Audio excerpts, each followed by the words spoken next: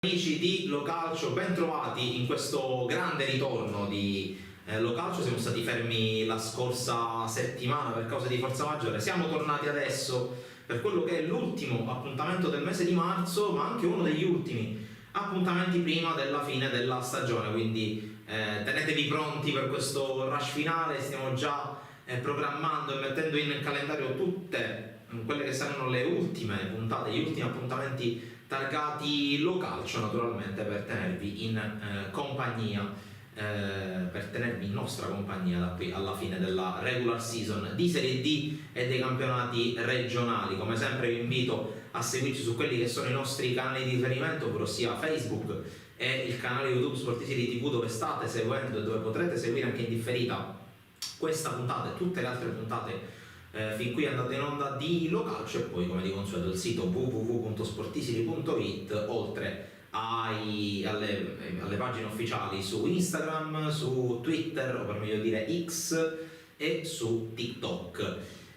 Naturalmente, visto che siamo in periodo di verdetti, uno è già arrivato, che è quello del Niscemi, che ha vinto il campionato di promozione girone D.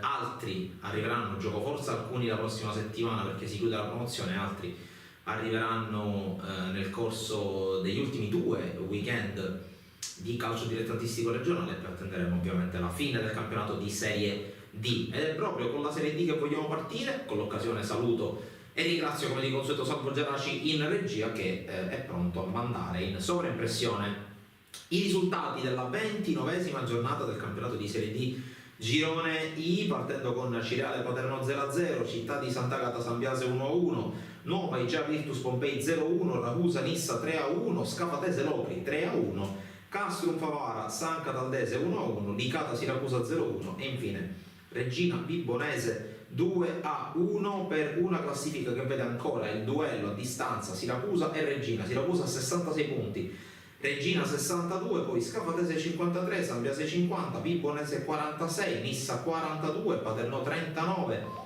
Pompei 34, Nuova Virtus 33, Ragusa 31, Castrum Favara, San Cataldese, Acireale 28 punti, Enna 25, Licata 22, Città di Sant'Agata 20 punti, Locri 19. Ricordo che Locri e Igia Virtus devono recuperare e lo faranno dopodomani la partita che è stata rinviata per via dell'impegno di Mattia Maggio dell'Igia Virtus durante il torneo di Viareggio con la rappresentativa di Serie D. E poi ci sono una serie di squadre, ovvero in ordine di classifica Regina, Scafatese, Pompei, la stessa Igia Virtus, Ragusa, Castrum Favara, San Cataldese, Acireale, Enna, Licata e Città di Sant'Agata, che hanno una partita in meno rispetto alle altre. Quindi, per farla semplice, le uniche squadre a calendario già completato, quindi che hanno già saldato il fatto di aver già affrontato l'Agragas, sono in ordine sempre di classifica la capolista Siracusa, poi Sambiase, Vibonese, Nissa, Paterno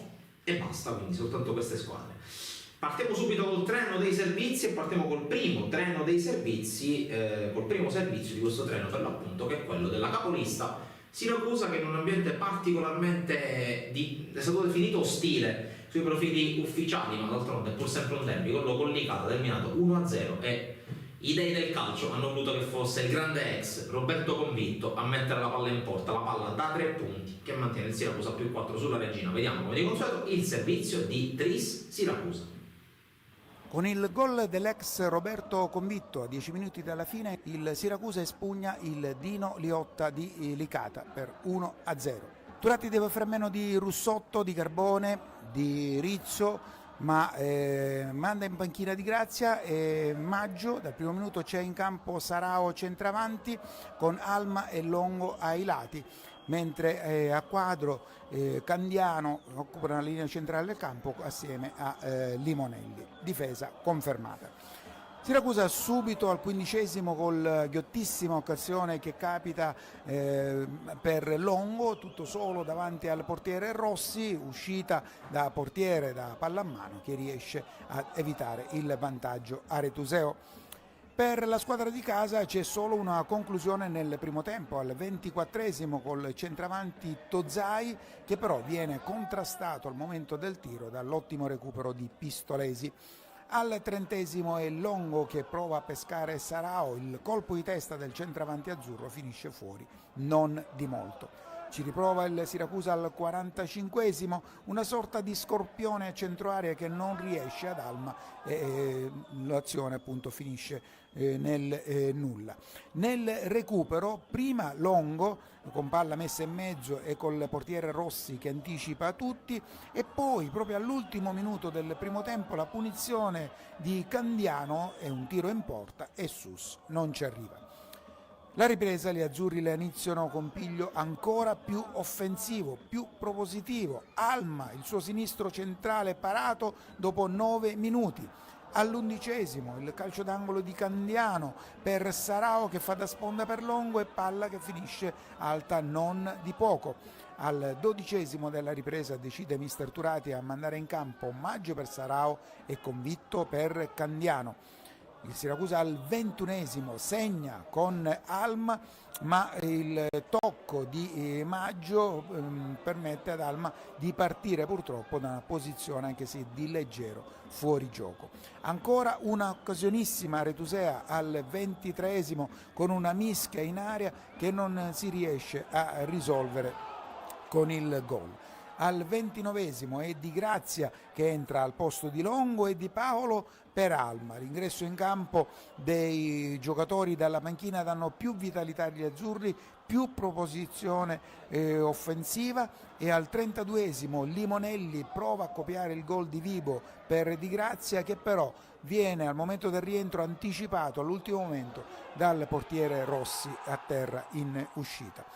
Il Siracusa la sblocca al 35° ed è un'azione da manuale che vede a centro area Maggio controllare il pallone, posizionarlo d'esterno sinistro per Convitto che arriva in corsa, è una sorta di rigore in movimento, bravissimo Di Paolo a fare da velo e la palla finisce in fondo al sacco con Roberto Convitto che alza le mani e non esulta per rispetto della vecchia tifoseria. Si infortuna l'ottimo arbitro di Vasto, l'arbitro Giorgio Dagnillo, la direzione eccezionale di questo quarto anno che poi viene più volte medicato e rimedicato, la partita continua così con l'arbitro claudicante ma che riesce a portarla al termine. Nei minuti finali non c'è l'arrembaggio finale delicato perché il Siracusa tiene la squadra avversaria dietro, addirittura al 46° il mischia, il Siracusa potrebbe anche portarsi sul 2-0 perché il nuovo entrato in campo, portiere Ciococam, non è bravo negli interventi in questo caso e la gara si chiude così. Nulla cambia in vetta alla classifica, vince anche la Regina 2-1 con la Vibonese, adesso per gli azzurri 3 gare casalinghe consecutive contro Scafatese, Paternò e Vibonese per chiudere l'ultima di campionato a Barcellona Pozzo di Gotto il 4 maggio contro Ligea Virtus.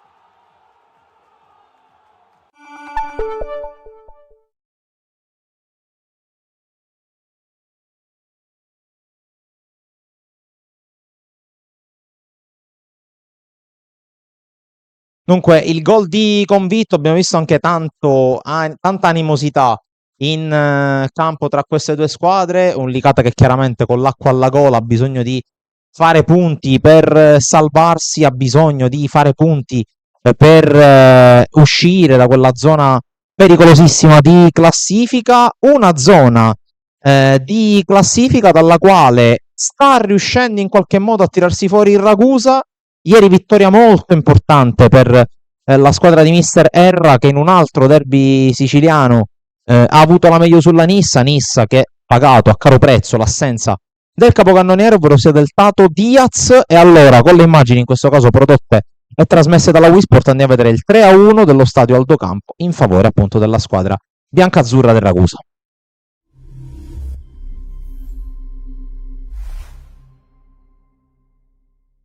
Stadio Aldocampo di Ragusa, 29esima giornata nel girone I di Serie D. Il Ragusa affronta la Nissa, pronti via dopo 4 minuti. Tagliarino va a calciare bene e Elezai va a parare altrettanto bene. Poi addirittura da centrocampo maltese per poco non riesce a beffare Grasso. 10° Ragusa, bella azione da parte dei locali in area di rigore. Amedai che mette dentro ma il difensore salva sulla linea di porta al 13°. Lancio di Zarrillo per Tumminelli, la sponda aerea per la conclusione meravigliosa al volo, firmata maltese. 0-1 della Nissa, gran firma quella di Dario Maltese che al 13° lascia di sasso l'estremo difensore Grasso. Si sblocca il risultato al 20°, la risposta del Ragusa col tentativo al volo che viene anche in questo caso salvato sulla linea da un difensore biancoscudato. 27° Maltese per Semenzini, il dialogo poi con Rodulo destro che finisce a fil di palo. Arriviamo fino al 38°, pallone in area di rigore da Amedaya e Yaki che trova così il gol sotto porta, quello che vale il pareggio. L'1-1 del Ragusa all'Aldocampo, tutto riequilibrato. Arriviamo fino al 42°, ci riprova la Nissa nella finale di frazione. Nel frattempo rivediamo le fasi salienti e finali che hanno portato al pareggio ragusano.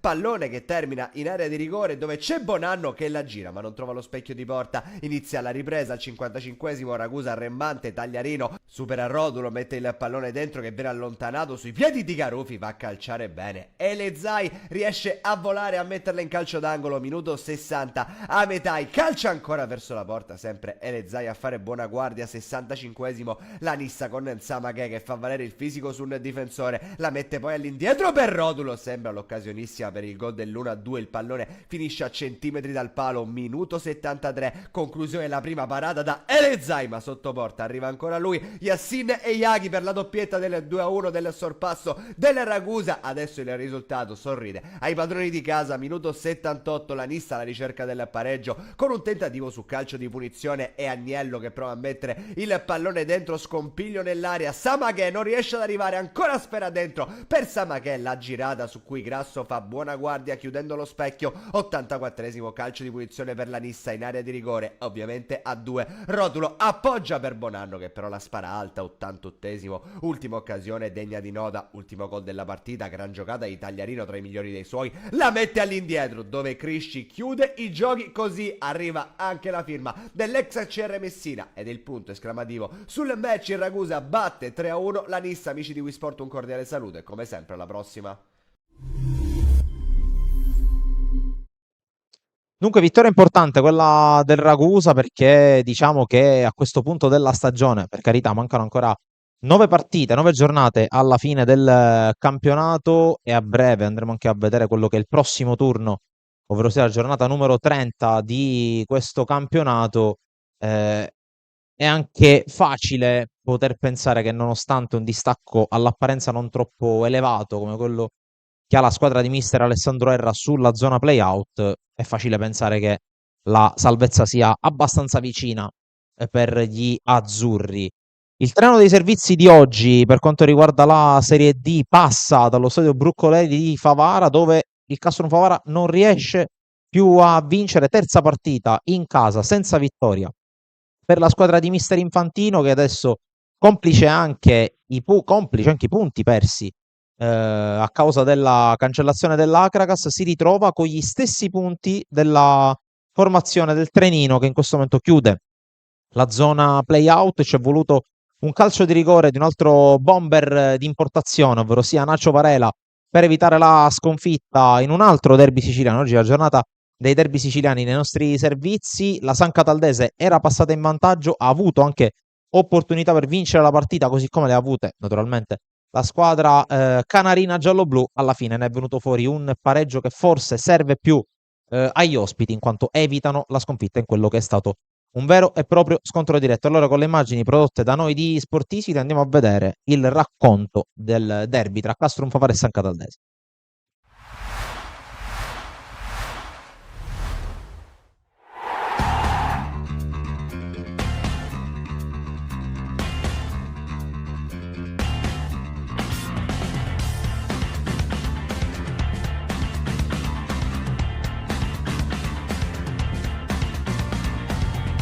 E caccia agli ultimi punti per la salvezza in un derby siciliano tutto da vivere, quello che mette di fronte il Castrum Favara e la San Cataldese. Siamo ormai vicini al rush finale del campionato di Serie D Girone I. Si gioca inizialmente in uno stadio Bruscoleri illuminato al sole, ma poi pian piano, come vedremo dalle immagini prodotte da Giuseppe Montalbano, la partita proseguirà sotto una pioggia battente. In ogni caso il primo pallone viene gestito dai padroni di casa, poi c'è una fiammata da parte della San Cataldese in avvio, con la conclusione da parte di Darling Suarez che si perde fuori. Poi dall'altra parte prova a rispondere la San Cataldese con questa conclusione dalla distanza e palla che si perde alta sopra la traversa.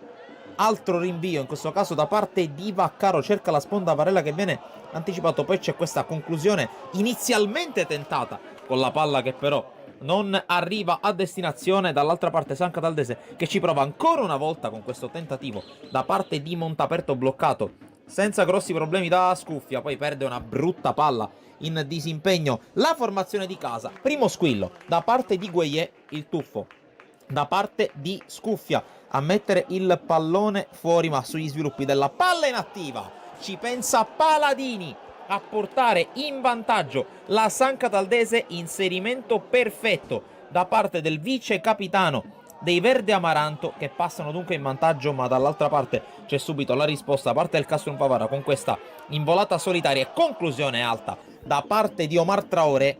Poi all'altra parte ancora San Cataldese che ci prova. Qui c'è un brutto disimpegno con la palla recuperata da Montaperto, il quale prova a calciare una prima e una seconda volta, palla che si perde fuori per la disperazione da parte della squadra di Pidatella, che poi deve subire questo attacco con Vaccaro che mette al centro il pallone. Varela si vede respingere la conclusione da un super Tano Dolenti, ma occhio qui alla discesa da parte di Traoré, il quale arriva in area di rigore, viene esteso. Il direttore di gara non ha dubbi, concede la massima punizione, calcio di rigore in favore del Castrum Favara con conseguente cartellino giallo rivolto dal direttore di gara. Ma attenzione alla trasformazione dagli 11 metri del solito Nacho Varela, che spiazza Dolenti poco prima della fine del primo tempo, e a fugare ogni dubbio sul legame tra la squadra e mister Infantino arriva l'abbraccio tra l'autore del gol del pari e il tecnico giallo-blu, mentre inizia con le nostre immagini il secondo tempo. E Castrum Favara che cerca subito di buttarsi all'assalto della porta avversaria con questo inserimento da parte di Vaccaro. Rimane fermo Dolenti, ma non c'entra la porta l'ex giocatore del Palermo. Qui calcio d'angolo ancora per il Castrum Favara con il tentativo di Torre, conclusione volante bloccata senza grossi problemi da parte di Dolenti. È un ottimo inizio di secondo tempo da parte della squadra di Infantino, che cerca di spingere in questo caso sull'out di destra con l'avanzata da parte di Bontà, il quale sterza, mette in mezzo il pallone, c'è Varela, conclusione ribattuta alla disperata in maniera decisiva da parte di Pisciotta. Poi ancora attacco da parte della formazione di Infantino con questa conclusione dal limite da parte di Lapiana, bloccata da Dolenti. Ancora Vaccaro sull'out di sinistra, mette in mezzo il pallone, deve volare in presa alta l'estremo difensore della squadra di mister Pidatella, ma attenzione dall'altra parte perché c'è il tentativo da parte di Montaperto, strepitoso il volo di Scuffia a negare l'1-1, ma è un buon momento per la San Cataldese che ci prova ancora con il numero 10, e Sfera che si perde alta sopra la traversa. Poi c'è questo calcio di punizione ancora per la San Cataldese con la palla che spiova in aria, viene anticipato in maniera quasi maldestra, in questo caso Gioacchino Catania. Poi ancora l'azione da parte della San Cataldese, prova a riattivarsi Gueye, il quale non è in giornata e si vede qui conclusione che non c'entra lo specchio della porta. E di fatto questa l'ultima emozione della partita, perché sul rinvio da parte di Tano Dolenti arriva, come stiamo per sentire, il triplice fischio da parte del direttore di gara. Un punto a testa per Castrum Favara e San Cataldese che si avvicinano alla salvezza. Da Sportisili è tutto, alla prossima. Rientriamo dunque pari e patta tra Castrum Favara e San Cataldese. Andiamo a vedere, mentre il buon Salvo Geraci in sovraimpressione manda la classifica dopo le prime 29 giornate del campionato, andiamo a vedere il prossimo turno numero 30, mentre vi ricordo ancora una volta che mercoledì si giocherà il recupero della 28esima giornata tra Locri e Nuova Igia Virtus. Invece l'ultimo turno, anzi no, il penultimo turno prima di Pasqua, perché si gioca il 13 regolarmente.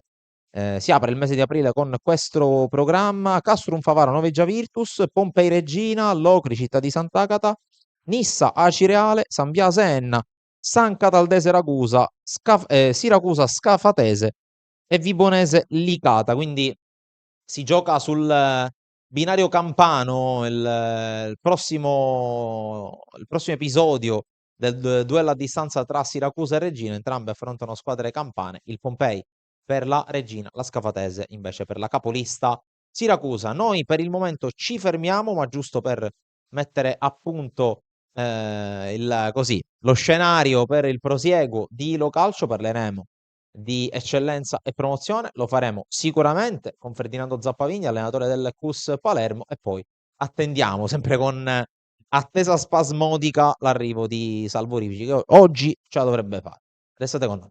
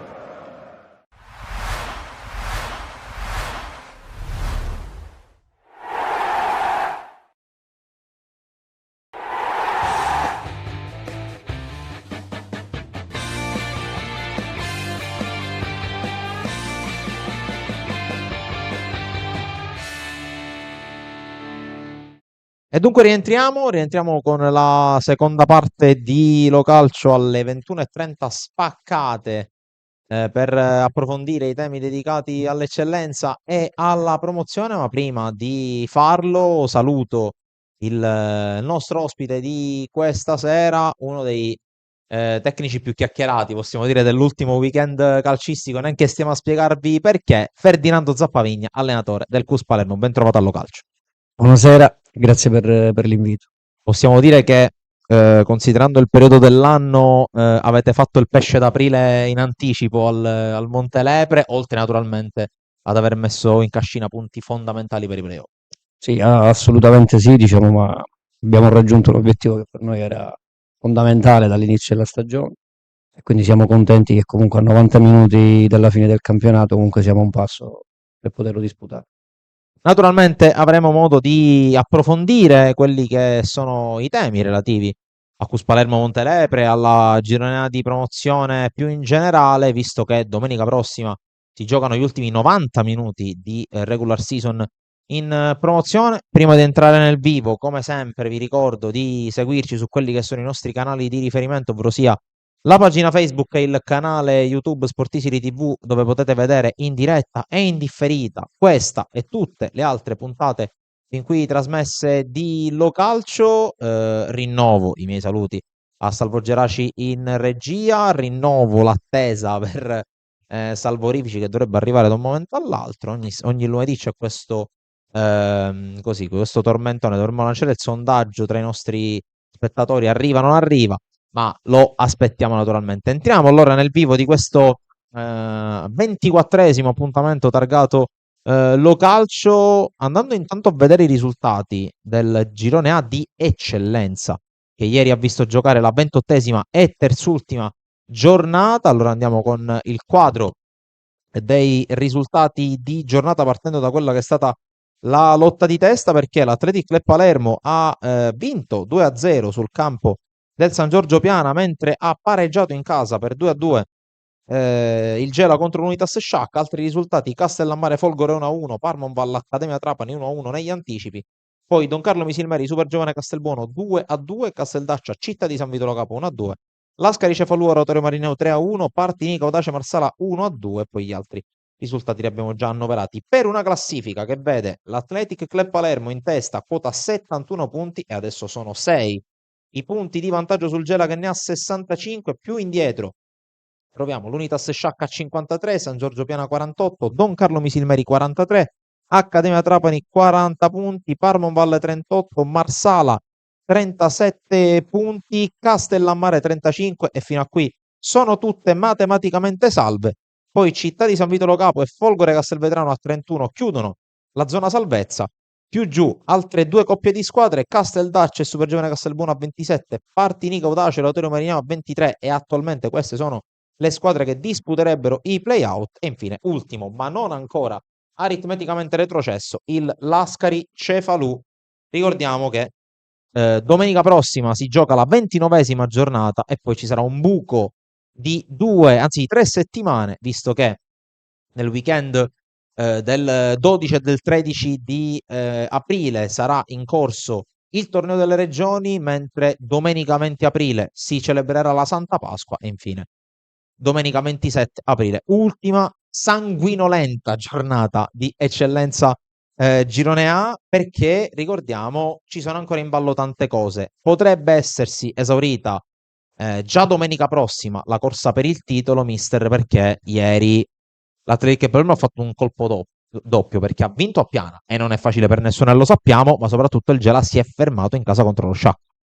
Ma sicuramente infatti la giornata di ieri poteva essere, tra virgolette, penso l'ultima, dove poteva esserci, diciamo, una riapertura del campionato, cosa che invece, diciamo, l'Atletic è stata brava a far spegnere sul nascere, mentre il Gela ha avuto, diciamo, una vita più difficile rispetto con la partita con lo Sciacca, anche perché, diciamo, era chiaro che, diciamo, lo Sciacca si giocava alle ultime possibilità di poter mantenere questo distacco di 10 punti e comunque sperare nelle ultime 2 giornate. È uscito un pareggio che poi alla fine non ha aiutato né l'una né l'altra, diciamo alla fine ha portato invece diciamo, la Serie D ha un passo per l'Athletic che per noi, diciamo, a Palermo manca da tanto tempo, levando l'ultima recente del nostro Palermo, ma comunque parliamo di, diciamo, sempre di società che sono partite dal basso e che comunque c'è un lavoro alle spalle non indifferente. Assolutamente sì, stavo proprio per dire questo, l'ultima squadra palermitana è stato l'SSD Palermo nel 19-20, poi dovremmo tornare veramente indietro di tanti tanti anni, ricordiamo ad esempio ci ha provato la Parmonval circa 10 anni fa, ma alla fine in quel caso non riuscì a ottenere l'accesso in Serie D. Arrivano i primi messaggi, intanto quasi tutti rivolti a te, mister. Giuseppe Chimento scrive: grande mister numero uno, Lascari è casa tua. Eh, Poi Salvatore D'Angelo, grazie anche qui un tifoso dell'Ascari Cefalù, presumo, grande mister Zappavigna, Lascari è e sarà sempre con te. Poi scrive: Lascari con il cuore non molla mai. E sempre Salvatore D'Angelo ti chiede, ti faccio rispondere adesso, ma poi entriamo più nel vivo della lotta salvezza. Mister Zappavigna, che ne pensa? Ci possiamo ancora salvare, chiede un tifoso dell'Ascari. E fin quando la matematica dà speranza, io penso che si ci deve sempre provare. L'abbiamo fatto noi domenica, dove appunto la matematica ci dava questa possibilità, che magari prima, parlo del caso del CUS, no? Che il giorno prima poteva sembrare impossibile, poi magari il caso ti dà la possibilità di darti un'altra chance. Nel caso dell'Ascari, dico, lì ho passato comunque dei periodi bellissimi, dove ho conosciuto tante persone favolose, abbiamo fatto veramente un percorso importante. Mi fa piacere che a distanza di anni ci siano ancora persone che, diciamo, nutrono affetto nei miei confronti. Quindi lasciando stare l'aspetto calcistico, queste sono le cose che poi più mi interessano e più appunto mi danno soddisfazione. Sicuramente ho seguito la stagione dell'Ascari, è stata una stagione travagliata dove comunque a mio parere, vedendo gli ultimi risultati e soprattutto la fame per cui adesso stanno giocando le partite, sicuramente l'ambiente può far venire un po' di rammarico perché qualcosina si poteva migliorare prima. Diciamo, poi i risultati ultimamente parlano chiaro di una squadra stravolta. Mister Boncora ha dato la sua impronta, ma comunque ci è voluto del tempo. È una squadra che non molla mai. Mi sembra che comunque oltre il Marineo che ieri ha perso dei punti importanti anche in corsa salvezza, anche il San Vito forse ha fatto questo passo falso, quindi è dimostrazione di una squadra che comunque adesso è viva e ci spera. Ripeto, la speranza poi è sempre l'ultimo a morire, anche se comunque non dipende soltanto da loro, dipende da altri risultati. Quindi è un cammino in salita. Vedremo cosa succede nelle ultime 2 giornate. Esatto, anche perché, come avete avuto modo di vedere dalla classifica, sia al Marineo che al Partini Cotace basta fare un punto in 2 giornate per evitare la retrocessione diretta e per infliggere la pena del ritorno in promozione dopo 12 mesi al Lascari Cefalù, che come ha detto mister Zappavigna, come del resto abbiamo detto tutti, sta tentando il tutto per tutto e sicuramente va dato onore e merito alla squadra cefaludese. Ma visto che parliamo di squadre alle quali manca un punto per ottenere il verdetto, andiamo a vedere chi con un punto nei prossimi 180 minuti otterrà la storica promozione in Serie D. Parliamo ovviamente dell'Athletic Club Palermo, che espugna il campo del San Giorgio Piana, approfitta del 2-2 tra Gela e Sciac e vola a +6 sulla seconda. Vediamo le immagini prodotte da Sportisili e da quel bel ragazzo che c'è dall'altra parte della telecamera che risponde al nome di Salvo Geraci. Poi torniamo per commentare.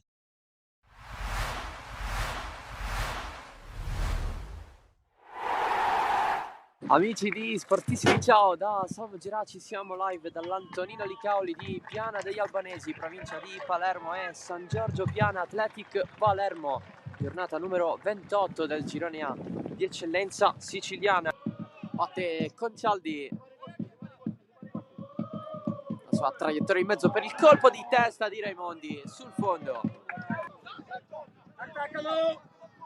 Passaggio tra le linee, Pace di prima per Torres, ancora Pace, la conclusione, traversa, il colpo di testa di Maltese, Romano la blocca, che chance per il Piana, ancora Maltese, larga per il cross di Giorgio Chinnici, non la prende nessuno in area, ancora Maltese, non c'entra la porta, adesso sì, quasi sulla linea di intervento, quel colpo alto di Graci, Pace lascia tutto a Giorgio Chinnici, di testa il colpo centrale di Maltese.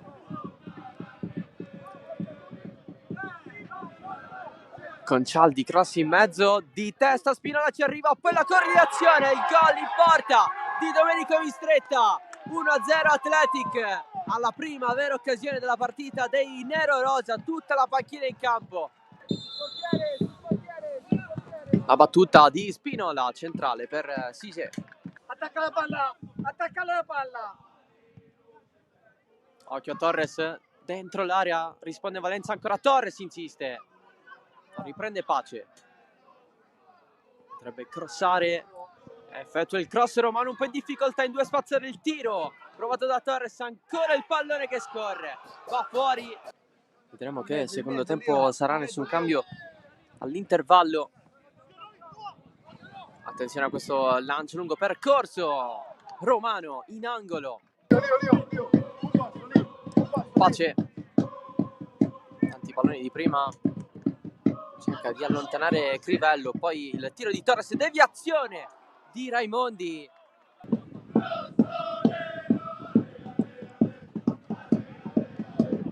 Spinola e spalla la porta.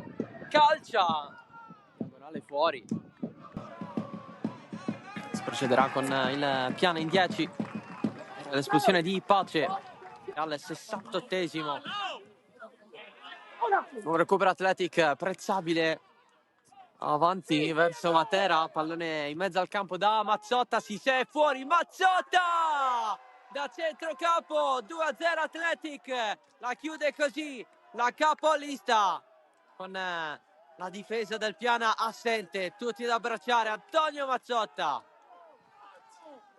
Triplice fischio ufficiale, 2-0 dell'Athletic Palermo sul campo del San Giorgio Piana.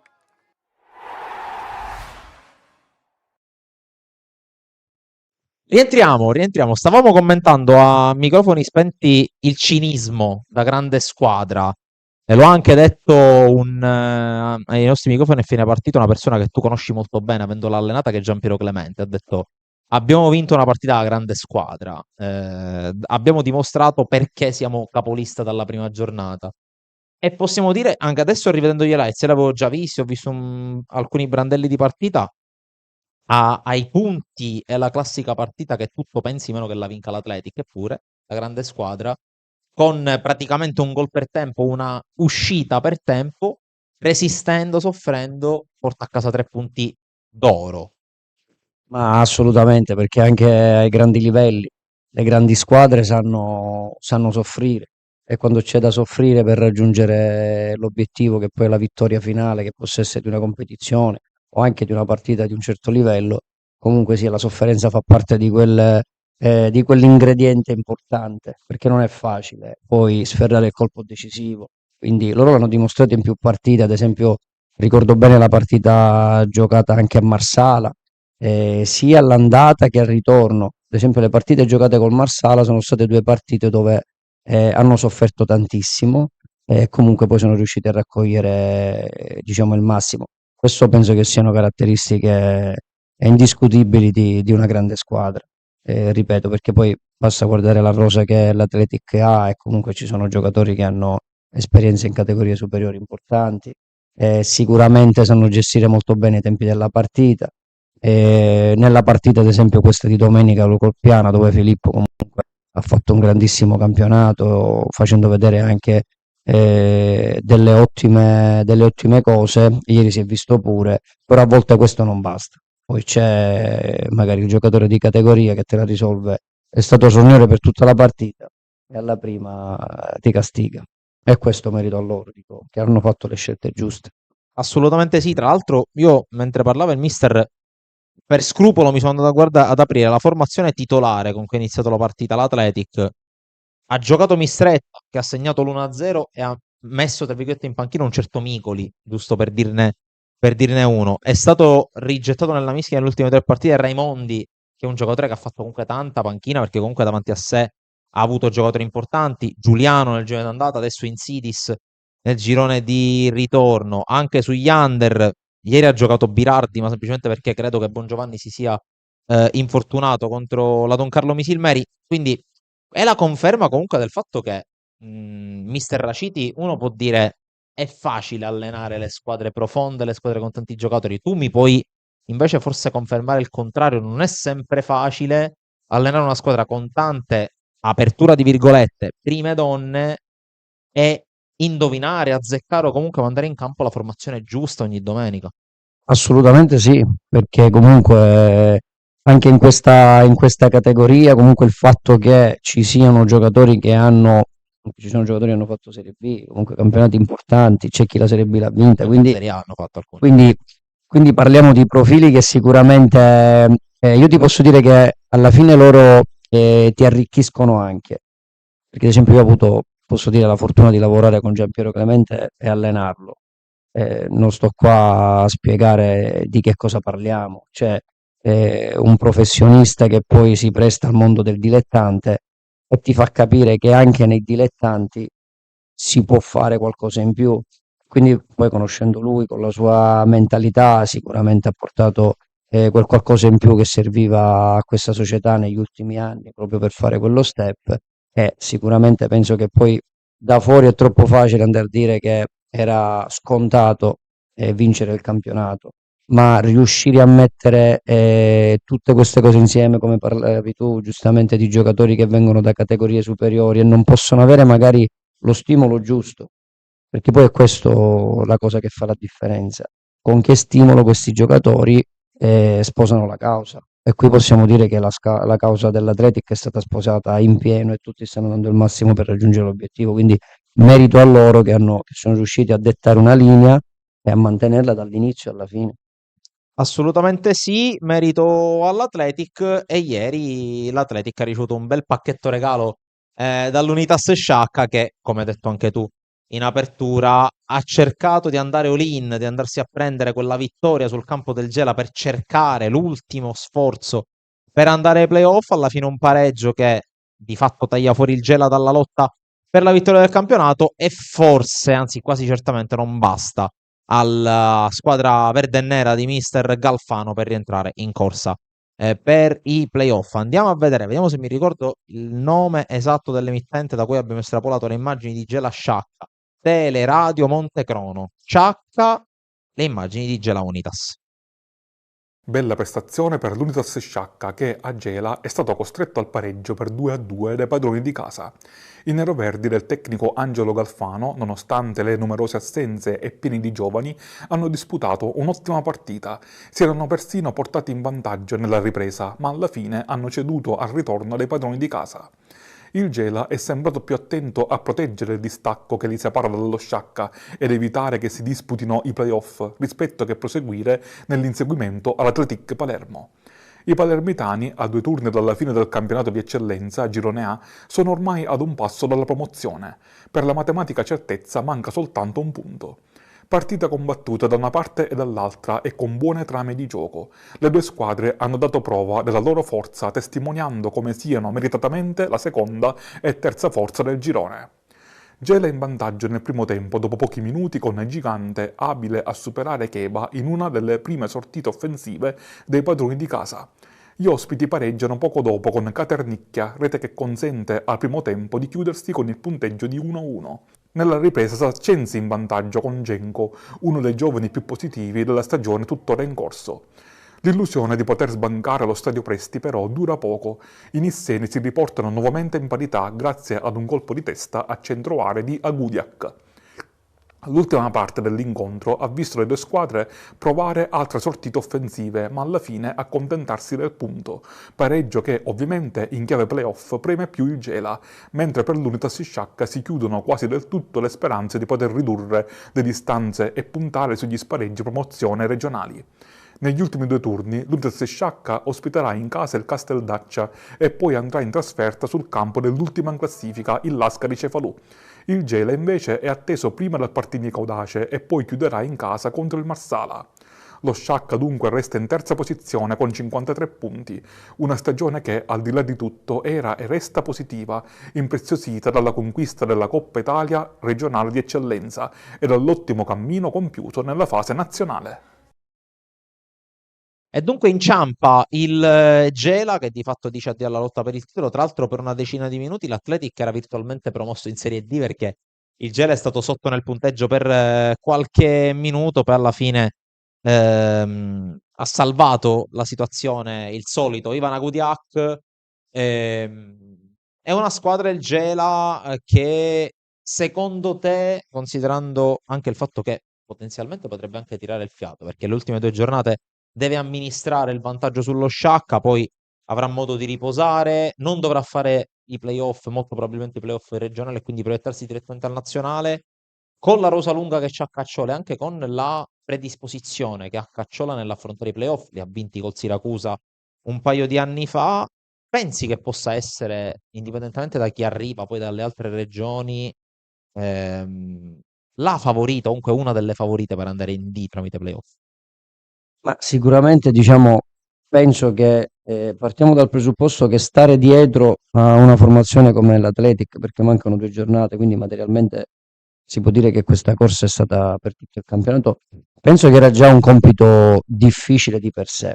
Nel senso, se andiamo a guardare, almeno questo è il mio parere, se andiamo a guardare il girone B, vediamo che ci sono un paio di squadre appaiate dove comunque c'è una lotta un po' più serrata e quindi riescono a levarsi un po' di punti fra di loro, ma il Gela gli unici punti, diciamo, che si può dire sono stati quelli, la differenza la sta facendo lo scontro diretto, quindi significa che comunque il Gela ha fatto veramente un grande campionato e quindi sicuramente ha le carte in regola per essere la favorita, però poi in un contesto di playoff, dico, ci sono tante componenti.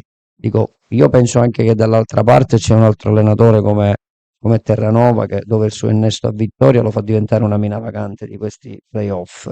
È normale che poi alla fine si deve capire chi la spunterà fra Milazzo e Modica, ma comunque sia, saranno dei playoff di livello altissimo. Assolutamente, andiamo a leggere qualche messaggio adesso. Ti saluta Giuseppe Randazzo che dice Mister Zappavigna è il top. Poi Tommaso Localbo scrive un messaggio che non leggerò mai perché è troppo di parte sul Localcio. Noi ti aspettiamo, Tommy, non ci vediamo da troppo tempo. Manchi al Localcio tantissimo. Salutiamo Salvatore Sannasardo, il papà del centrocampista della Don Carlo Misilmeri, e poi Giovanni Sferruzza, grande Mister Zappavigna, un abbraccio. Il bomber, Il capocannoniere il bomber dei bomber. del girone. Tu l'hai avuto, se non erro, L'ho avuto il primo anno quando si è fatta la fusione diciamo, quando è nato il Lascarice Falù.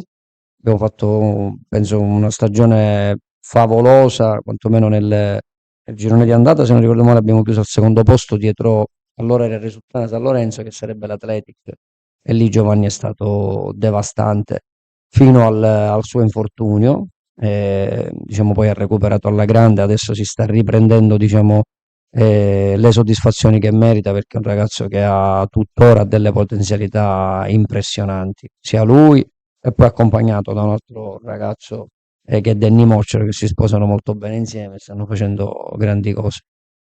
Assolutamente sono particolarmente d'accordo. Poi, tra l'altro, si è andata a ricomporre la triade di ex Lascarice Falù Che c'è con Fazio. Peppe Fazio, che si è andato ad aggiungere. Casteldaccia, che ieri purtroppo per Ioro Amaranto ha perso una partita pesantissima contro il Città di San Vito, mentre invece sta per portare a termine la missione Stefano Colombo sulla panchina del Città di San Vito. Cavalcata, rinascita, così ripresa dopo un inverno particolarmente difficile per la squadra del presidente Mangiapane. Sempre in coda, ne abbiamo accennato qualcosa prima, vittoria della Scarice Falù, che mantiene, come abbiamo scritto anche sul nostro sito, un altro weekend di speranza, un altro weekend di vita. Manca pochissimo purtroppo aritmeticamente per la retrocessione, per la squadra di mister Davide Boncore, che, come ha detto il suo collega qui al mio fianco Ferdinando Zappavigna, ha dato una sterzata alla squadra, e sicuramente si può guardare anche con ottimismo al futuro, chissà, magari ancora con lui. Intanto andiamo a vedere le immagini che abbiamo prodotto ieri della partita contro l'Oratorio Marineo, e poi entriamo nel vivo della lotta salvezza in eccellenza girone.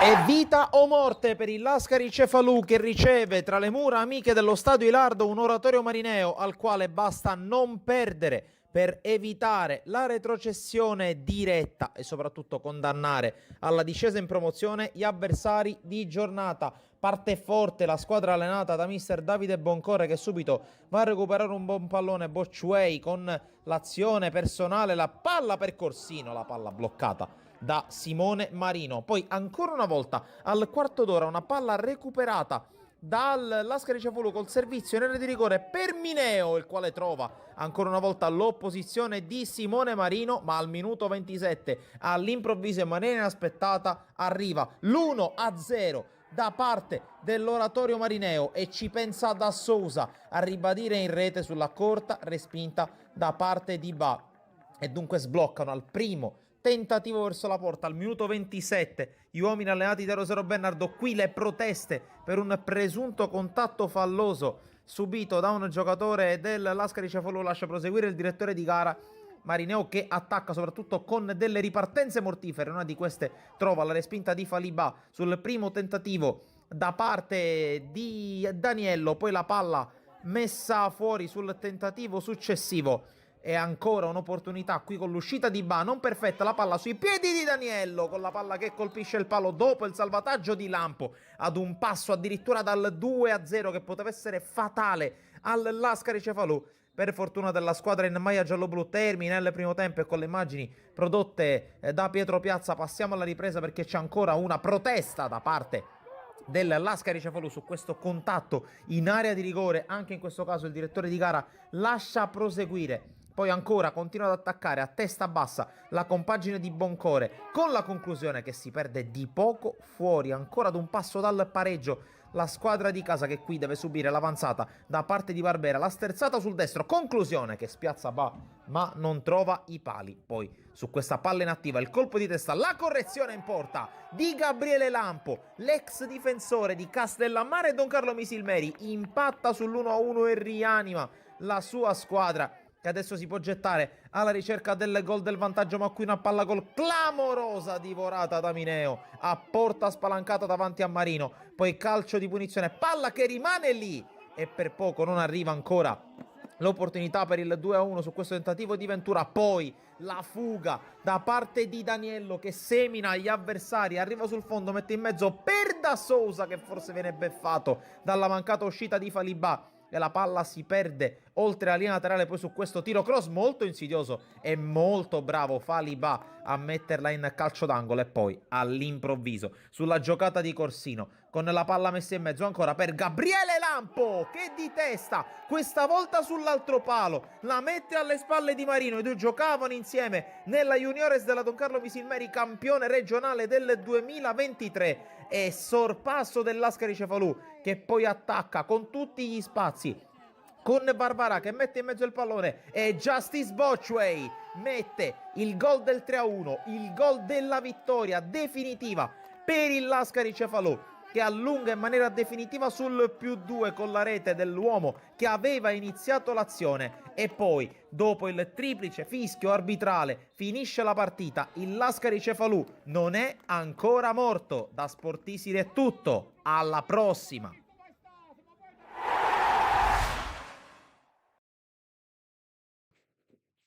Dunque abbiamo detto finora è appesa a un filo, ma veramente un filo sottilissimo, la sorte del Lascari Cefalù. Io a questo punto ti chiedo, con due squadre quasi salve come Folgore e San Vito Lo Capo, e una squadra praticamente retrocessa come il Lascari, ci sono, proponiamo nel frattempo la classifica a schermo, Salvo, per far vedere come sarebbero adesso gli accoppiamenti dei play-out con la super giovane Castelbuono, che ieri ha pareggiato a Misilmeri, che andrebbe ad affrontare proprio il Marineo di mister Bennardo, e l'altro scontro che vedrebbe Casteldaccia contro Partini Caudace, fattore campo favorevole per i Madoniti e per anzi no, sarebbe Casteldaccia Oratorio probabilmente, saremo da capire l'accoppiamento, e poi super giovane Castelbuono. In ogni caso fattore campo favorevole per Casteldaccia e super giovane. Tra l'altro, ironia della sorte, ne parlavo anche a microfono spento,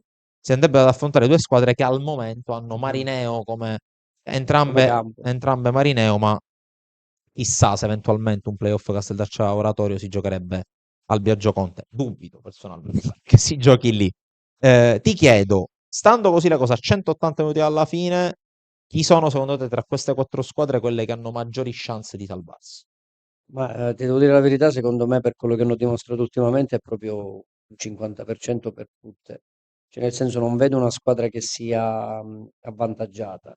Delle quattro, se devo proprio dire una squadra che vedo più completa a condizioni normali, è il Castellaccio. Quando parlo di condizioni normali parlo delle problematiche che hanno con la propria struttura, no? Perché sappiamo che lì ci sono i lavori e quindi con una stagione in corso è normale che va a mettere in difficoltà la squadra e penso che questo sia stato, diciamo, il problema principale che non ha permesso alla squadra di Pietro di avere quei 4-5 punti in più che sicuramente meritavano. Però adesso la situazione è questa, sicuramente poi in una partita secca può succedere di tutto perché comunque il Castelbuono penso che sia la squadra che ha fatto dei risultati importanti a inizio stagione non aveva tanti crediti, diciamo, dal punto di vista organizzativo, invece poi ha fatto un gran lavoro con Vittorietti che ha dimostrato veramente al primo campionato di saperci fare. Si vede che c'è tanto lavoro alle spalle, poi c'è la Vardera, Claudio, che comunque è ritornato ai suoi livelli e sta guidando questa squadra. Io penso che poi alla fine Marineo e Partinico se la sono proprio cercati a livello proprio di gestione. Però sappiamo che comunque sicuramente il Marineo con Rosario Bernardo sa il fatto suo e quindi saprà al meglio sfruttare queste due partite. Ti ripeto, può succedere di tutto, però rimane da capire se poi dovesse uscire un Casteldaccia Marineo in quale campo andranno a giocare.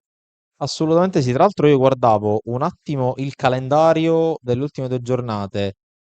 Noi stiamo dando per spacciato il Lascari che deve giocare a Marsala domenica prossima e poi ospiterà l'Unitas Sciacca all'ultima giornata, due squadre il cui destino sembra ormai segnato. Invece il Chimica Audace affronta il Gela domenica prossima, Gela che sicuramente vorrà chiudere i conti playoff, e all'ultima giornata gioca Atletico contro l'Athletic. sarà Eh, festa grande. e sarà festa grande. Chissà se nella festa magari scappa il pareggino o il pareggino. Però noi naturalmente confidiamo sempre nel massimo impegno da parte di tutte le squadre e non neghiamo che l'Athletic è una squadra che se la giocherà comunque. Perché comunque, anche se l'Athletic dovesse fare giocare quelle che scherzando e ridendo e anche con un po' di imbarazzo chiameremmo riserve, sono comunque, ne abbiamo parlato prima, giocatori di grande spessore. Ne cito uno che non ha fatto un minuto perché tra altre cose è anche arrivato a dicembre, ma uno come Totò Di Carlo, che in questo momento sta scaldando la panchina ad un certo Aleco Romano, fa sorridere e dà proprio Certo. l'idea di quella che è la forza di questa squadra. Ehm, Ma se ti devo dire la mia, se poi devi fare una cortesia all'ultima giornata, quanto vale che poi un playout se lo va a giocare, se riesce, no? In questa impresa. Sicuramente è meglio che lo vada a giocare una squadra che ha delle motivazioni vere, piuttosto una squadra che comunque, tra virgolette, può aspettarsi qualche cosa perché dall'altra parte non ci sono più obiettivi di classifica e quant'altro. Perché poi comunque nel momento in cui devi giocare uno spareggio, che sia un playoff o comunque qualsiasi altra cosa, devi essere in grado di poterlo affrontare al massimo. E ripeto, dispiace tanto che l'Ascari sia a soli 6 punti da un possibile play-out che potrebbe significare la possibilità di salvarsi, perché in questo momento di quelle là sotto sta dimostrando veramente che ha tanta voglia e lo sta dimostrando in campo. Però, ripeto, sicuramente dopo questi 90 minuti si capirà molto, anche per la griglia di come saranno questi play-out. Assolutamente sì. Saltiamo all'altro girone, facciamo un piccolo recap di quello che è successo nel girone B, anche in questo caso giornata numero 28, anche in questo caso terzultimo turno di regular season con i risultati: Gioiosa, Real Siracusa Belvedere 1-0, Rosmarino Nebros 1-0, Aci Sant'Antonio Modica 1-2, Leonfortese Palazzolo 0-2, Leonzio Imesi Atletico Catania 0-2, Mazzarrone Mister Bianco 7-1, Milazzo Avola 3-0. Vittoria ionica 5-0 per una classifica che vede Milazzo e Modica in testa a 60 punti. Vittoria 57, e queste sono le squadre rimaste aritmeticamente in corsa per il titolo, perché l'Avola perdendo è scivolato a 52, la Nebros perdendo è scivolata a 51, poi i Mesi Atletico Catania 38, Leonzio 37, Gioiosa 36, Palazzolo Rosmarino 35, Leonfortese 33, Ionica 31, Mazzarrone 28, Aci Antonio 25, Real Siracusa 21 e infine ultimo e già aritmeticamente retrocesso il Città di Mister Bianco a 6 punti. Facciamo, come sempre, facciamo un rapido passaggio, mister, perché prima c'erano 5 squadre in 5 punti, anzi in 6 punti, ora ce ne sono 3 in 3 punti, di cui 2, Modica e Milazzo, appaiate al comando. Ne parlavamo anche a microfoni spenti, rischio spareggio altissimo, anche se mancano ancora 2 giornate e se non erro vado a controllare no, in realtà no, perché ero convinto che ci fossero altri scontri diretti, invece Milazzo e Modica giocano in casa contro Leonfortese e Gioiosa, invece il Vittoria va a Mister Bianco in casa dell'ultima in classifica e poi ultima giornata Ionica Milazzo, Rosmarino Modica, Vittoria Atletico Catania. A occhio e croce il Vittoria è ancora lì. Sì, anche se comunque sembra che poi alla fine sia Modica che Milazzo, diciamo, a meno che non succeda veramente qualcosa di impensabile, un passo falso dei due in una di queste due partite con due squadre che comunque sono, diciamo, sicuramente con già gli obiettivi raggiunti, però voglio dire, sicuramente poi uno spareggio forse sarebbe la cosa più giusta perché è stata veramente una lotta serrata fra loro due. Angelo ha fatto buoni anni, ha fatto un lavoro eccezionale. Già l'anno scorso l'aveva fatto a Castelbuono e ripetersi non è mai facile, specialmente nel girone messinese dove comunque c'è sempre un'alta organizzazione, c'è proprio una qualità organizzativa, ritengo io, un po' più alta rispetto a quella che c'è dalle nostre parti. Mi permetto di dire che lo dimostra il fatto che negli ultimi campionati di Serie D comunque la provincia di Messina è sempre riuscita a sfornare qualcosa, a differenza nostra che stiamo riuscendo, se poi tu ci pensi, quando il Palermo sono quasi 23 anni, perché parliamo di tempi di Panormus, Esatto. Fincantieri, quindi è tanto tempo. Provincia di Messina fra Eggia Virtus, Milazzo stesso che ha già fatto la C2, ma senza andare lontano, Due Torri, Orlandina, Brolo. Quindi è una provincia comunque dove c'è qualità nell'organizzare il salto di categoria e anche a mantenerlo. Quindi penso che comunque sarà una bellissima lotta fra due piazze. Il Milazzo lo vedo un po' più favorito perché la piazza sta spingendo veramente molto la squadra, è molto seguita. E poi ripeto, Angelo sta facendo grandi cose. E tra l'altro c'è anche il precedente dello scontro diretto che ha sorriso al Milazzo, tra l'altro in casa del Modica, è chiaro. Dove, ritornando al discorso dell'Athletic, il Milazzo ha saputo soffrire. Perché Esatto. se non so se ricordi quella partita tra pali, traverse, interventi vari, poi alla fine si può dire che con l'unico tiro in porta si è portati i 3 punti. Esatto, è chiaro, si giocherebbe in campo neutro, però sappiamo bene quanto aver vinto uno scontro diretto può aiutare. Passiamo al campionato di promozione, girone A, quindi scendiamo in quello che è attualmente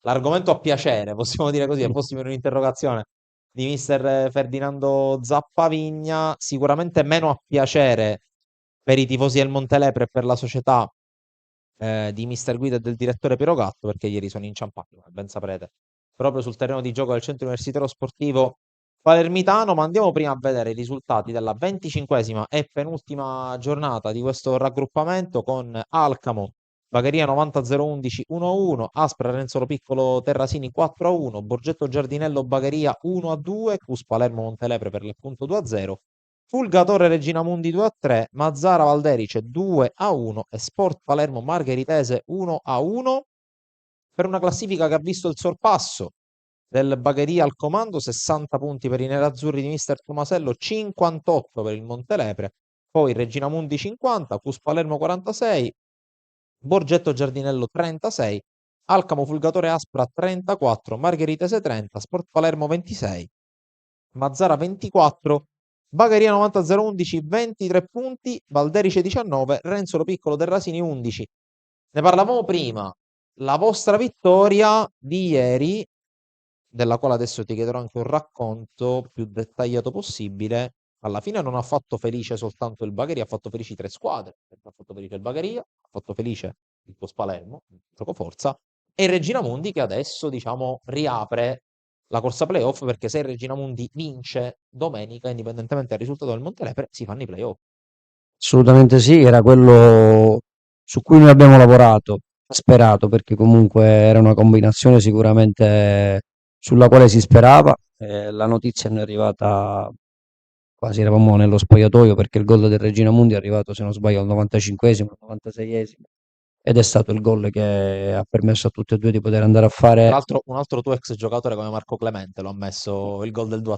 E chi se non lui? Perché diciamo un trascinatore nato e in questo momento comunque sta dando una grossa mano alla sua squadra, che è un leader nato. E quindi poi è arrivata questa, diciamo, questa notizia, ma a prescindere da quello, comunque il nostro obiettivo era sempre quello di migliorarci, nel senso rispetto allo scorso anno. Quindi poi è normale che speravamo in un risultato importante, è arrivato e sapevamo di affrontare una squadra che comunque veniva da noi con molto timore, nel senso che ti devo dire che rispetto al Bagheria ho visto proprio un approccio diverso la partita contro di noi, e questo penso che poi abbia fatto la differenza anche in termini di esperienza. E non sto parlando di qualità di gioco, non sto parlando di quelle cose, ma proprio dell'atteggiamento. Ad esempio il Bagheria è stata, se non l'unica fino ad oggi a vincere al CUS, perché comunque abbiamo fatto un'altra sconfitta, però nel periodo di semina del campo, dove ci ha visto costretti a giocare a Monreale, quindi un campo comunque diverso da quello nostro. Però venire a dettare leggi al CUS è difficile. Il Bagheria l'ha fatto con umiltà, non ha fatto una bella partita, ha fatto una partita brutta dove ha esaltato le caratteristiche del suo giocatore cardine, che era diciamo, in quella partita fu la doppietta di Lucera a fare la differenza. Però ti devo dire che ieri si vedeva a pelle che comunque da una parte c'era proprio la paura di perdere il campionato, e poi i miei ragazzi sono stati eccezionali perché comunque non hanno mollato di un centimetro, e diciamo hanno corso fino all'ultimo secondo, perché avevano comunque, dopo questi 8 mesi di lavoro fatto insieme, volevano essere ripagati e quindi raggiungere questo obiettivo. Per fortuna è arrivato, mancheranno questi 90 minuti, dipende molto da Regina Monti, noi il nostro l'abbiamo fatto e siamo pure contenti perché l'abbiamo fatto in un ambiente che comunque come valori cardine mette sempre quello, il rispetto dell'avversario, a prescindere dalle situazioni.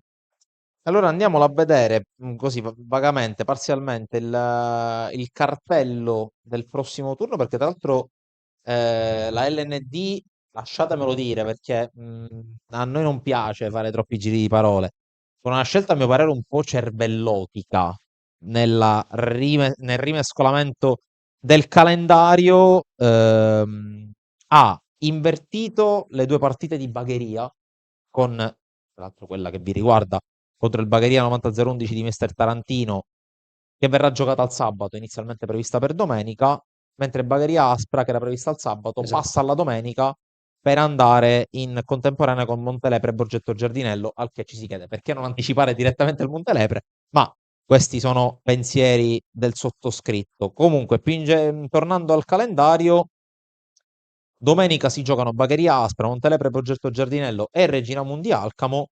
Tutte e tre, naturalmente, chi più, chi meno interessata sapranno il risultato di Bagheria 90-011 Cus Palermo. È chiaro che non dipende più da voi, lo hai già detto tu. Vi metterete lì sulla poltroncina a tifare, presumo, Regina Mundi, ma più che altro per il gusto di rincontrarvi Eh tra sì, tra una siamo settimana, penso, direttamente un al... incontro fra tanti amici, perché poi tra l'altro ci conosciamo in tantissimi. 2 settimane fa ci siamo beccati in uno scontro dove in molti mi hanno detto che se vincevo lì perdevo, e se perdevo vincevo, nel senso già la partita con Regina Mundi era uno spartiacque importante per permettere che i playoff si potevano disputare. però comunque è stata una partita fra due squadre che si sono affrontate a viso aperto, e comunque sia poi ne è uscito un pareggio che in quel momento sembrava da pazzi, però ripeto, noi non ci siamo mai sposati a certe, come dire, certi tipi di mentalità, dell'ottenere qualcosa che comunque nasce da, tra virgolette, da quella voglia di dire vogliamo questo a tutti i costi. Cioè noi siamo stati anche disposti a perdere la possibilità di disputare i playoff, perché comunque se li disputiamo sappiamo che li disputiamo in trasferta, no? Però abbiamo corso non il rischio, ma siamo rimasti, diciamo, saldi ai nostri valori, che sono quelli di giocarci le partite e poi vedere cosa succede alla fine di questo campionato. Poi, nello specifico, ritengo che Montelepre e Bagheria hanno fatto una bellissima stagione, Sì. anche se nel girone di ritorno sicuramente, diciamo, Bagheria ha fatto qualcosa in più. Poi ho sentito parlare che comunque il campo del CUS ha messo in difficoltà un po' il Montelepre, diciamo, penso che queste siano cose che non sono giuste perché diciamo, si deve dare anche merito agli avversari. Non si può sempre trovare una scusa che possa essere il campo, che possa essere il vento o la pioggia. Io sono orgoglioso dei ragazzi, di quello che hanno fatto ieri i ragazzi, ed è stata una risposta a tutto l'ambiente che comunque voleva altri tipi di atteggiamenti. Siamo contenti di aver raggiunto i playoff sul campo, adesso a 90 minuti alla fine, se li disputiamo bene, se non li disputiamo, diciamo, abbiamo la coscienza a posto perché abbiamo dato veramente il massimo. E penso che poi alla fine il Bagheria possa dirsi che comunque, per come è partita la stagione, che doveva disputare l'eccellenza, è stato sempre lì sul pezzo, e se lo vincerà con merito.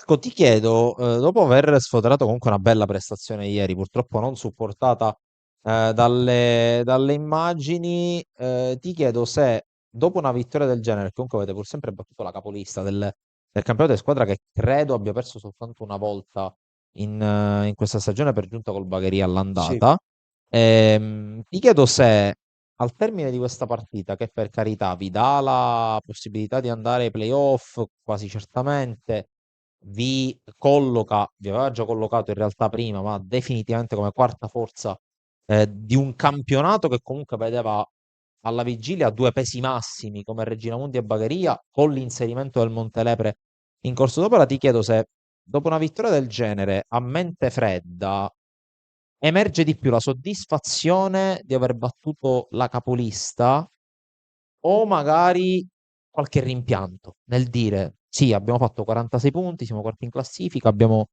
fatto il massimo per fare i playoff, però se abbiamo fatto una partita del genere, una vittoria del genere, oggi vuol dire che evidentemente valiamo qualcosa in più dei 14 punti di stacco dal Bagheria, dei 12 dal Montelepre e così via.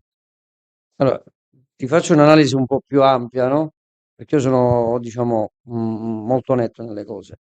Io penso che quello che noi abbiamo è quello che meritiamo, nel senso che poi alla fine i numeri non sbagliano mai. Se proprio dobbiamo andare a guardare i numeri parlavano di una partita difficile, quindi la capolista doveva sapere che comunque andava a incontrare una partita dove comunque la differenza fra noi e loro nel girone di ritorno è soltanto di 3 punti. E la differenza fra noi e il Bagheria è soltanto lo scontro diretto. Quindi significa che comunque il nostro livello nel girone di ritorno è medio-alto. Abbiamo fatto qualche punto in più rispetto a Regina Mundi, che secondo me rimane sempre la squadra che per rosa ha una qualità, mi permetto di dire, di categoria superiore. Perché l'ultimo innesto che hanno fatto a ridosso delle partite di Coppa, quello di San Severino, comunque è un innesto di livello. Quindi è inutile che ci giriamo intorno. La qualità del Regina Mundi è veramente alta e penso che comunque se domenica raggiunge i playoff mi permetto di dire che se questi ragazzi trovano la serenità giusta, lasciando stare poi se ci sarà il nostro playoff o quant'altro, hanno le carte in regola per fare grandi cose. Che poi nei playoff tutto si azzera. Sono partite secche, sicuramente la testa fa la differenza. Però ti ripeto, non c'è rammarico, perché non puoi dire, ah, se iniziavo la stagione così. Se noi siamo arrivati a questo punto è perché abbiamo fatto degli errori, da quegli errori magari abbiamo trovato delle soluzioni Noi veniamo da una stagione dove abbiamo perso lo storico direttore sportivo del CUS, che è Dario Biondo, che a prescindere dalle situazioni sue personali, è un ragazzo che comunque si è stancato un po', diciamo anche del sistema, l'ha fatto allontanare, quindi comunque perdere una figura come Biondo, che è stato sempre, si può dire, l'anima del CUS, che l'ha preso dalla terza categoria, è riuscito a vincere le coppe insieme ad Atragna, a Randisi, ma comunque ha fatto anche disputate campionati di eccellenza importanti. Quindi comunque è una situazione nuova, dove insieme a Sciortino, Ferdico si sta cercando comunque di ripartire con veramente tanto tanto entusiasmo. Quindi penso che abbiamo messo dei mattoni per fare qualcosa di importante ed è normale che comunque durante i lavori qualche errore possa capitare. Ad esempio, diciamo, è indiscutibile che a dicembre sicuramente abbiamo fatto di necessità virtù, e da quel momento ci siamo magari sbracciati un po' di più e appunto siamo riusciti a fare grandi cose, ma il merito è comunque della disponibilità di questi ragazzi che hanno deciso di fare questo sport in un ambiente sano come quello del CUS. Assolutamente, poi ci torniamo sul tema CUS, perché voglio anche ripartire da un messaggio che ho letto tra i commenti. Andiamo a vedere intanto, chiudiamo intanto il cerchio sulla promozione con i risultati delle classifiche degli altri gironi, poi facciamo il consueto, anzi faccio il consueto giro di domande a Mister Zappavigna. Partiamo dal girone B, anche in questo caso 25esima e penultima giornata, con Aluntina Valdinisi 4-3, Atletico Messina Messana 1-3, poi il 4-0 del Città di Villafranca contro il Promende, Monforte San Giorgio Mistretta 5-4, tanti gol in questa giornata, Nuova Rinascita Sant'Angiolese 2-2, Orlandina San Fratello Acquedolcese 2-4, Polisportiva Sant'Alessio Galati 2-3, per una classifica che vede la Messana al comando, unica squadra ancora imbattuta tra eccellenza e promozione, con 67 punti, 66 per il San Fratello Acquedolcese, quindi anche in questo caso si gioca tutta l'ultima giornata, per il resto praticamente già deciso. Più giù, Villafranca 43, Monforte San Giorgio 42, Orlandina 41, Promende 40, Valdinisi 37, Mistretta 35, Sant'Angiolese 34, Galati 23, Nuova Rinascita 21, Alontina 20 punti, Atletico Messina 16 punti, Polisportiva Sant'Alessio 11 punti. Girone C, Aragona Casteltermini 2-0, Santa Venerina Serra di Falco 0-0, Camarat Belpasso 4-0, Riposto Gemini 1-2, San Pietro Calcio Nicosia 0-5, Villa San Sebastiano Giarre 1-4. Per una classifica che anche in questo caso presumibilmente non vedrà a fare i playoff di girone, visto che c'è il Giarra a 57, il Camarat a 56, Nicosia 43, Gemini 42, Belpasso e Aragona 34 punti, Villarosa 31, Casteltermini 27, Calcio Santa Venerina 26, Santa Domenica Vittoria 25, Serra di Falco 21, Riposto 18, San Pietro Calcio 3 punti, già retrocesso. Ricordo che domenica, anche in questo caso ultima giornata, il Giarre proprio contro il San Pietro Calcio, testa coda, che non dovrebbe presumibilmente regalare grossi sussulti. Chiudiamo col girone D, AC Bonaccorsi AC Catena 1-1, poi vittoria del Città di Canicattini sul Frigintini per 2-1, Vigorgela Atletico Megaro 1-2, Noto Priolo 0-2, Santa Croce Pro Ragusa 0-1, Cicli Ace Galatea 3-2, Niscemi Gimini Cascordia 4-0, Niscemi che ieri ha festeggiato la promozione in casa, 67 punti, 56 Atletico Megara, 54 Pro Ragusa, 48 Priolo, poi Noto 43, AC Catena 38, Gimini Cascordia 33, Vigorgela 29, AC Bonaccorsi 27, Santa Croce 25, Scicli 23, Frigintini 19, Canicattini 18, Aci e Galatea 16 punti. Come ti dicevo prima, caro mister, volevo ripartire da un messaggio da una nostra conoscenza comune, un grande amico personale e di Sportisity, tuo ex dirigente del settore calcio del CUS Palermo, Pietro Adragna, che scrive: Nando Zappavigna non è un allenatore, Nando Zappavigna è un uomo CUS che fa l'allenatore. Ora, se non erro, questo è il tuo terzo anno al CUS Palermo, ti sei legato ormai a doppio filo a questa realtà, una realtà che per volere anche della proprietà, comunque dei vertici, ha deciso di ripartire tanto dai giovani, ha deciso di ridimensionare tantissimo quelli che erano gli investimenti sul comparto calcio, dopo magari qualche spesa fatta prima della tua gestione in maniera non del tutto oculata. Ti chiedo, tu sei diventato, diciamo, il caposaldo di questa ripartenza, considerando quello che hai detto tu, il rinnovamento con la promozione, tra virgolette, sul campo di Pietro Adragna, con l'addio forzato, più o meno forzato, di Dario Biondo, anche un bel rimescolamento a livello di settore giovanile. Adesso c'è Salvatore Demma con Andrea Bruno, Davide Adeola ha smesso, possiamo dirlo per scherzo, ormai è un amico di Davide Adeola, finalmente ha deciso di smettere di giocare e di fare un po' l'allenatore, un po' anche il dirigente. Anche se aveva delle ottime qualità, sai? Come? Aveva delle ottime qualità. Lo so, è un bel giocatore, però lo preferisco come allenatore. Sarà che l'ho conosciuto come allenatore. Ovviamente si scherza, non so se Davide ci sta guardando, però fa sempre piacere ricordarlo, e comunque Sì. l'ho visto come bravissimo gestore di giovani, un bel mister, un bel così, gestore di gruppo. Ti dicevo, una rinascita, una rifondazione, potremmo dire, del CUS, un anno non facile in eccellenza con la retrocessione, l'anno scorso un anno di transizione, potremmo dire, in una promozione comunque molto competitiva perché c'era il San Giorgio Piana, il San Vito e altre realtà di grande spessore. Cosa lega, al di là del semplice rapporto società-allenatore, Ferdinando Zappavigna al CUS Palermo, e come vedi una evoluzione in futuro di questo legame? Allora, ti rispondo intanto che comunque grazie a loro ho iniziato questo percorso di allenatore quasi 13 anni fa, disputando 2 campionati di promozione proprio con il CUS. I primi 2 campionati di promozione li ho fatti proprio con loro, dove diciamo Randisi e Adragna mi hanno buttato nella mischia insieme appunto a Biondo, anche lui diciamo alle prime esperienze da direttore. E poi da lì è iniziato tutto un percorso comunque dove appunto si è cominciato a fare un po' di esperienza, perché comunque la passione è sempre quella. Negli anni c'è stata sempre la possibilità di riavvicinarsi, ma non si era mai concretizzata, fino a quando poi è arrivata questa chiamata a dicembre con il CUS che era in eccellenza. Devo dire che la cosa che io sono partito dal CUS dove non c'erano, diciamo, tante velleità. Si partiva dal discorso appunto, diciamo, di un gruppo di ragazzi che comunque gioca a calcio perché ama questo sport, e comunque poi un po' si era persa.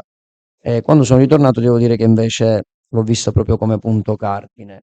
Poi personalmente non penso di fare cose diverse da altri allenatori in queste categorie, perché comunque poi tutti abbiamo le nostre professioni esterne, che sono quelle che poi ci rappresentano nella vita normale, no? Quindi poi dedichiamo del tempo a questo sport, ma quello che mi piace è che in questo momento, se a me mi viene per la testa di andare a prendere un ragazzino degli allievi, portarlo in prima squadra e metterlo là, non mi venga a trovare il presidente di turno, come mi è capitato magari in qualche società di eccellenza, che mi dice: Mister, dice, io non capisco perché magari lei deve giocare con 5 under e non mi deve giocare un giocatore che già c'è gli assegni fino a dicembre, però non si allena. Dico, ridiamo, perché fa parte comunque del dilettantismo, ma sono le realtà. È inutile che poi le cose le sappiamo, sono le realtà con cui un allenatore deve decidere se convivere o meno. Quindi io preferisco comunque, fin quando ne avrò il tempo, sia mio disponibile, ma anche se la società me lo vuole dare, e altre situazioni per carità, però qui sono veramente a casa, e poi in questi 3 anni si è andata a creare un'unione di intenti tra prima squadra e settore giovanile. Poi ti faccio una domanda io: quante sono le squadre nella città di Palermo che hanno la possibilità di poter attingere dai ragazzini? Non voglio fare, perché siamo in una trasmissione, magari ecco, è arrivato quello che sta dicendo che fanno le cose diverse dagli altri, ma io mi ricordo che prima era così, che tu disputavi un campionato allievi, finivi di giocare il sabato e poi la domenica ti convocava il mister, andavi in prima squadra, ed era... Queste cose a Palermo non ci sono più, e molte delle società storiche adesso non fanno più prima squadra, fanno soltanto settore giovanile. Settore giovanile però, mi raccomando, elite, allora facciamo i numeri, però poi alla fine sono tanti numeri e si perde la qualità del lavoro. Qua si riesce a lavorare in simbiosi da settore giovanile, seguiamo i giovanissimi, seguiamo gli allievi, li accompagniamo con la juniores, e poi lì arriva il salto con la prima squadra. Tu sicuramente lo sai perché segui molto l'eccellenza. Ci sono ragazzi che giocano in società di eccellenza che adesso vengono, tra virgolette, pubblicizzati nei social perché, sai, c'è la corsa a chi fa giocare più under. Ci sono ragazzini che 3 anni fa già giocavano gli stessi under che adesso sono protagonisti in eccellenza, erano protagonisti al CUS 3 anni fa in eccellenza. Faccio un nome, Di Salvo, portiere dalle potenzialità incredibili, che poi magari nel sistema si perde perché arriva il passante, vede il ragazzo interessante, ti porto dove non so, e poi magari fai 2 anni, 1 anno e mezzo senza parare. Penso che i giovani hanno soltanto bisogno di giocare. Nello specifico mi permetto di dire, domenica abbiamo giocato con Montelepre che tutti dicono che è una sorpresa. Sì, è vero, è una sorpresa. È anche una sorpresa perché in 5 undicesimi della sua squadra ci sono 5 sudamericani. Noi abbiamo giocato nella nostra rosa, c'erano 11 palermitani. Non voglio fare un discorso di, come dire, non razzista, non sto andando su quel settore. Sento dire le società adesso per vincere giustamente cercano qual è la linea da seguire. Io penso che comunque non c'è bisogno di andare a fare anche in promozione certi tipi di spese, perché i ragazzi ce l'abbiamo lì. Dobbiamo soltanto accompagnarli, però poi ripeto, questo è un pensiero mio, magari non servirà a nulla, magari chi l'ascolta si fa pure una risata, però anche io rido quando poi vedo che i nostri ragazzi si vanno a ritrovare in eccellenza e tanti si prendono i meriti di questo lavoro che comunque il CUS sta facendo a prescindere da Nando Zappavigna, perché sotto Nando Zappavigna c'è tutta una scaletta di persone che lavora costantemente. Ecco, io, mentre intanto mi fa un enorme piacere anche leggere un commento di Dario Biondo, dico, sappiamo entrambi, e non solo, le vicissitudini extracalcio di Dario, naturalmente la mia speranza, penso la speranza di tutti quelli che lo hanno a cuore è che presto o tardi torni nell'ambiente, perché comunque non voglio fare il ruffiano, perché non mi appartiene, ma penso che persone come Dario Biondo nel sistema calcio dilettantistico, quello che vuoi, manchino e ce ne vorrebbero di più come lui, possiamo dire. Ma ti dico, ti interrompo perché manca, perché comunque l'hanno fatto un po' stancare Stancare, sì. in alcuni, ma non nell'ambiente CUS, extra CUS si sono serviti purtroppo del suo essere troppo per bene, magari anche ingenuo, e quindi poi si è accorto un po' che magari il calcio è fatto veramente di troppi finti amici, perché poi anche queste cose le sappiamo, perché poi se facciamo finta di non sapere determinate cose è inutile che siamo qui a chiacchierare. Lui si è stancato un po', ha perso sicuramente delle motivazioni, però è sempre legato all'ambiente CUS, quindi io mi auguro che prima o poi risolva le sue situazioni e che ritorni insieme a noi a vivere questo sport. Assolutamente, vado a recuperare qualche messaggio e poi salto di palo in frasca perché c'è un altro argomento che per noi di Localcio è molto caro e che voglio sviscerare anche con te. Mauro Gagliano scrive: complimenti sempre alla trasmissione, anche se monca, sì, purtroppo imprevisti di redazione hanno tenuto bloccato il buon Salvorifici. Complimenti al mister per il campionato svolto. Ho sentito tante volte la parola playoff raggiunti per quel che ci compete. Speriamo che sabato, nonostante l'attenzione sarà su Regina Mundi, dell'indomani metteranno in campo tutto quello che hanno tanto no al campionato, così come nello stile del mister. Forza Cus Palermo, scrive Orogoiano, ricordiamo, dirigente del Cus Palermo. Sappiamo perfettamente che il Cus darà fondo a tutto per chiudere in bellezza il campionato. Saluti da Benny Capizzi. Mauro Gambino dice: ci vogliono allenatori con gli attributi. Bravo, gioca chi merita. E anche questo è stato sempre un caposaldo anche per noi di Localcio. Tony Rama scrive: grande mister, parole vere. Saltiamo di palo in frasca, anche se alla fine sempre di grandi problemi del calcio locale parliamo, perché se io penso a Nando Zappavigna, io penso, al di là di quelle che sono le tue qualità come allenatore, ho due flashback.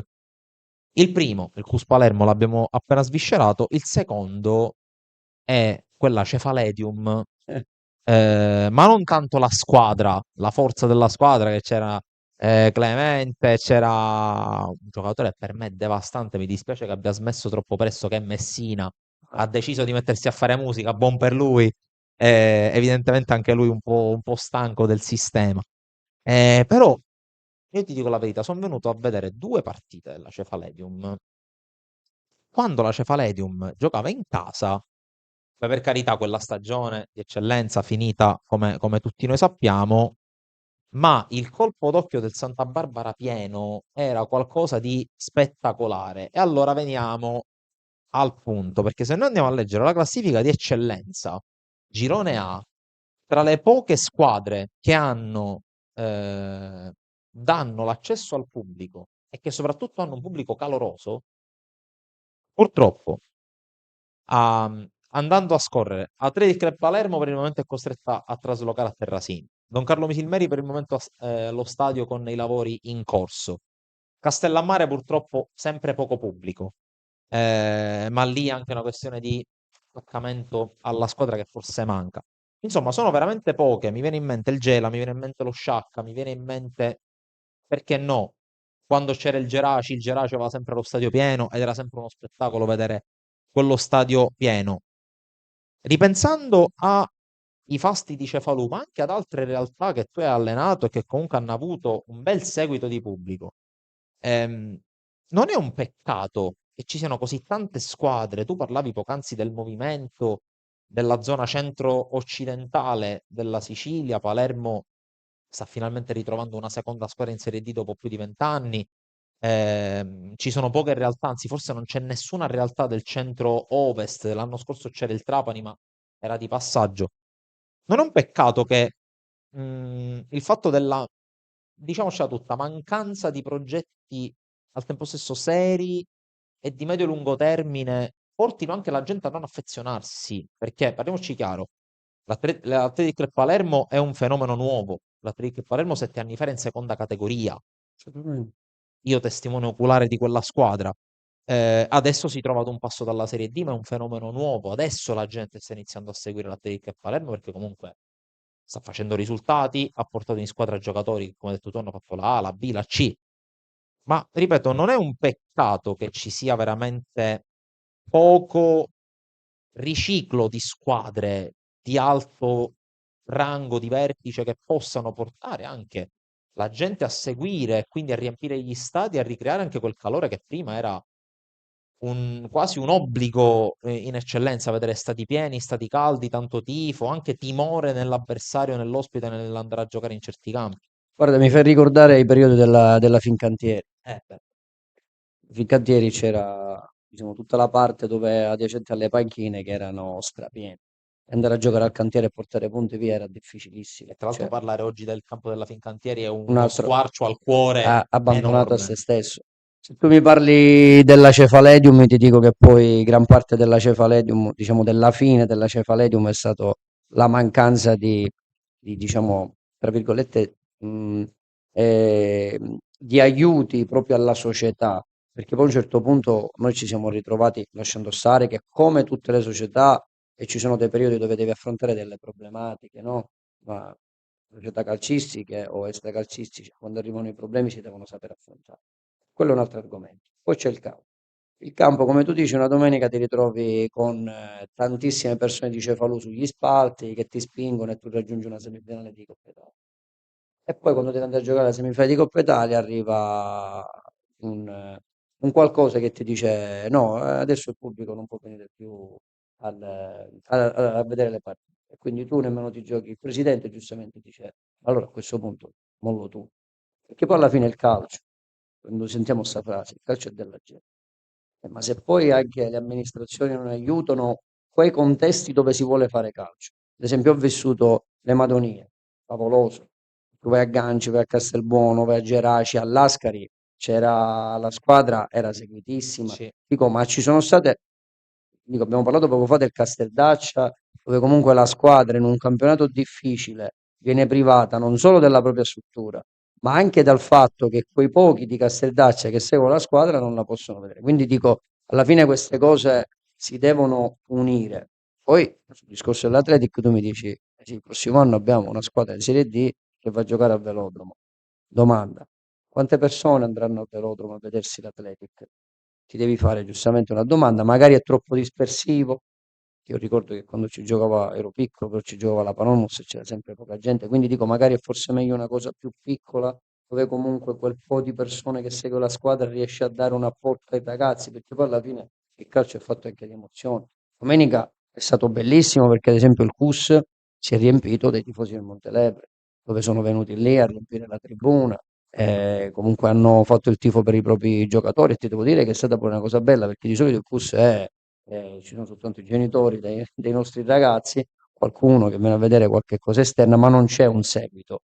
Sicuramente è difficile capire qual è la chiave di volta per far sì che diciamo, questo sport venga di nuovo seguito come una volta. Però diciamo, devono essere tante le istituzioni che devono dare una mano a questo. Perché ad esempio, è sempre un'idea mia, dico, stiamo qui oramai parlando di questi argomenti, però parlavamo poco fa di questi campionati, il nostro campionato di promozione. Se noi a 90 minuti dalla fine riusciamo a disputare i playoff, come vedi non li riusciamo a disputare tutti e 5, c'è già la quinta è saltata, negli altri due gironi non si fanno.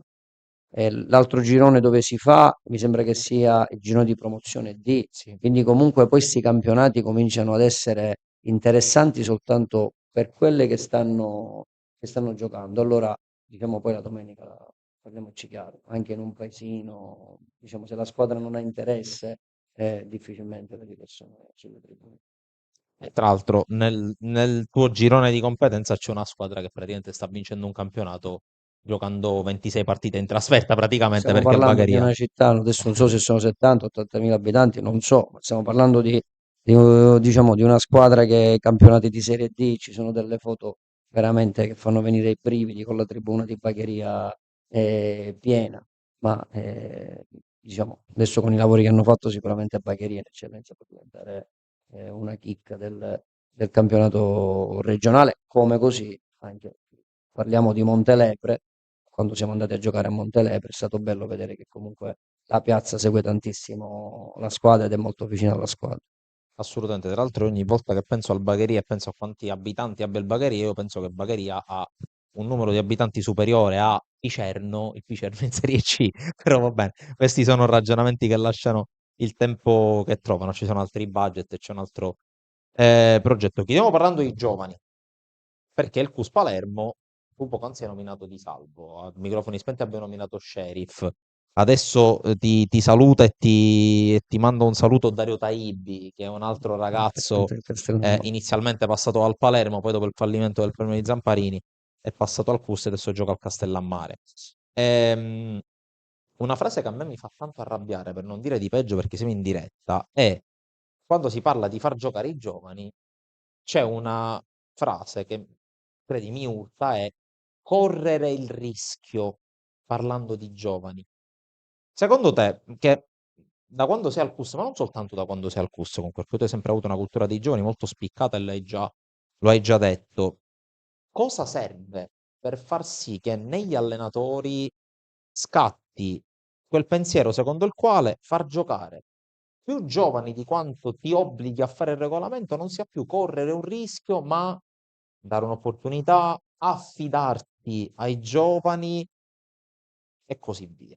Molto semplice, dico, devono seguire le proprie sensazioni, devono riuscire comunque a non farsi, tra virgolette, chiudere, diciamo, il proprio pensiero quando parliamo poi alla fine di dare opportunità ai giovani, che possa essere un dirigente o magari la paura che poi non arriva quel risultato e tu venga messo in discussione. Alla fine sei messo sempre in discussione, perché comunque l'allenatore è sempre una persona sola, perché sono frasi non scritte, ma comunque lo sanno tutti, in tutte le categorie.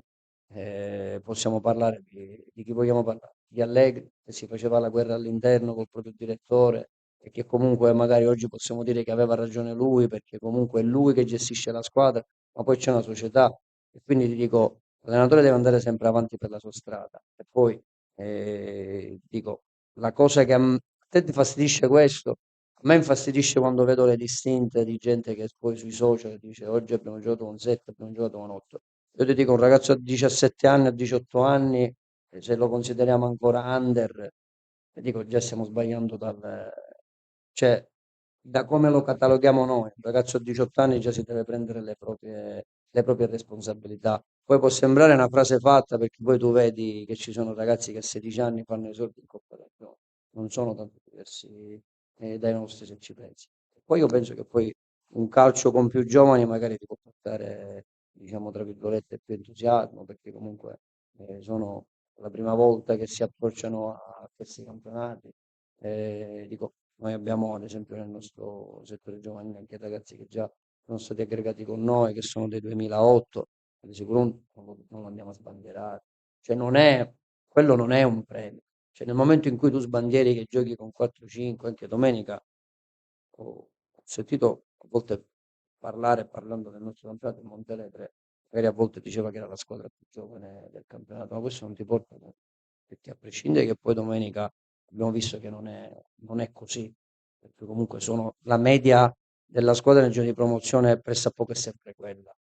Però ripeto, già è una mentalità dove tu ti innalzi a colui che sta facendo qualcosa di diverso, che tutti noi allenatori pensiamo che nel momento in cui facciamo giocare un giovane stiamo facendo qualcosa di diverso.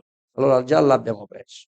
L'abbiamo perso. E che poi dico, parliamo di allenatore, ti passa un ragazzino dalle mani che poi ha fatto bene e lo prende la Roma. Anche se tu vai in giro a dire quello è andato alla Roma, sicuramente gli avrei dato qualcosa, ma puoi essere tranquillo che le qualità fisiche, atletiche e mentali che ha quel ragazzo fanno parte di un percorso che parte dalla famiglia e da tutti gli istruttori che ci sono stati dietro. Poi se lui è bravo a mantenere quella linea mentale, allora può arrivare, ma come nello sport e nella vita. Invece io vedo che in giro gli allenatori tendono più a esaltare questa cosa, e quindi già sbagli. È una questione, secondo me, di cultura. Ma sempre perché si cerca il risultato, è inutile che ci prendiamo in giro. Ti racconto l'ultima. Ho avuto un ragazzino che,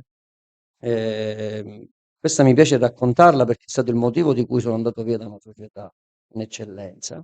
Era un ragazzino che veniva dal Palermo, e quando è fallito il Palermo si vedeva che comunque aveva qualcosa in più rispetto a un grande, non aveva richieste economiche, era un qualcosa che per la società è favoloso. E tu hai un ragazzo di qualità, giovane, che ti rende quanto uno che invece comunque sia un investimento, perché poi sono degli investimenti in queste categorie quando tu prendi degli impegni economici.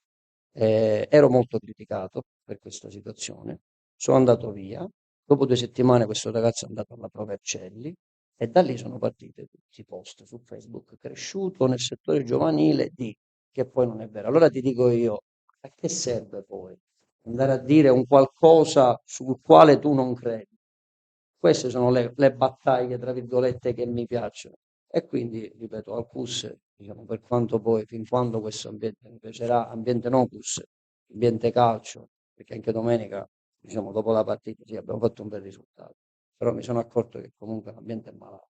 La verità è questa, l'ambiente è molto malato. Poi giochiamo per vincere, durano 2 o 3 anni e va bene. Abbiamo vissuto quel periodo, ne parleremo e quant'altro, però secondo me dobbiamo fare qualcosa di più, perché lo sport è vita e in questo sport io penso che poi sono i valori quelli che dobbiamo permettere. Pochi arrivano a fare certe cose. Io penso poi, chiudo perché magari ci dilunghiamo in altri argomenti, ma guarda che il nostro periodo è un periodo che poi, lasciando stare, forse lo sport è realmente quello che ancora ti tiene aggrappato a certi valori.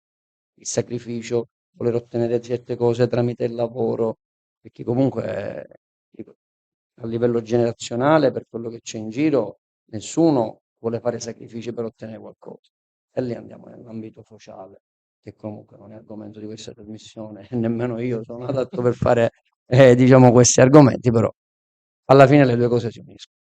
Assolutamente, ci sarebbe da fare ore e ore per parlare di quello che sta accadendo alle attuali nuove generazioni, ma come hai detto giustamente tu non siamo forse le persone più atte, io sicuramente non lo sono. In ogni caso, è stata una gran bella puntata, io ringrazio Nando Zappavigna per essere stato Grazie, con noi, grazie a voi. naturalmente in bocca al Mi lupo per dispiace che non ho visto Salvo, eh, perché comunque purtroppo fatti di cronaca su Palermo lo hanno tenuto bloccato in redazione e anche su questo diciamo che non siamo nel contesto adatto per parlarne. Altre situazioni che purtroppo accadono in maniera fin troppo frequente in giro per l'Italia, non solo su Palermo. Chiudiamo, ringrazio Salvo Geraci per essere stato dall'altra parte della barricata anche quest'oggi. Appuntamento la prossima settimana. Non stiamo lì a preannunciarvi tanto gli ospiti perché tanto se le cose vanno come si ipotizza che vadano, sia in eccellenza che in promozione, questo studio qui, questa stanza qui sarà particolarmente ricca di personaggi e vi dirò non solo di una squadra, ma intanto vediamo come andranno le cose. Grazie ancora a Mister Zappavigna, grazie a chi ci ha seguito anche questa sera, siete stati in tanti. Appuntamento a lunedì prossimo sempre con Lo Calcio. Buonanotte.